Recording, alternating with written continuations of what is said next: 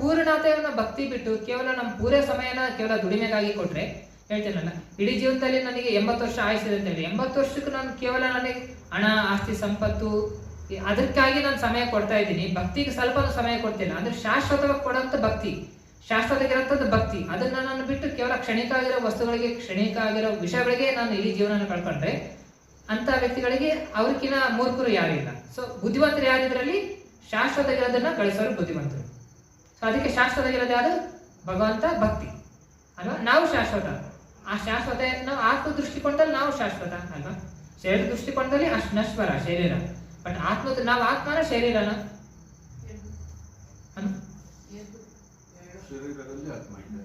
ಶರೀರದಲ್ಲಿ ಆತ್ಮ, ಬಟ್ ನಾವು ಆತ್ಮನ ಅಥವಾ ಶರೀರ, ನಾವು ಅನ್ನೋದು ಯಾರು? ಫಾರ್ ಎಕ್ಸಾಂಪಲ್ ಹೈ ನಾನು ಅನ್ನೋ ಶರೀರ, ಬಟ್ ನಾವು ಫಾರ್ ಎಕ್ಸಾಂಪಲ್ ಇದು ಹೇಳ್ತೀನಿ,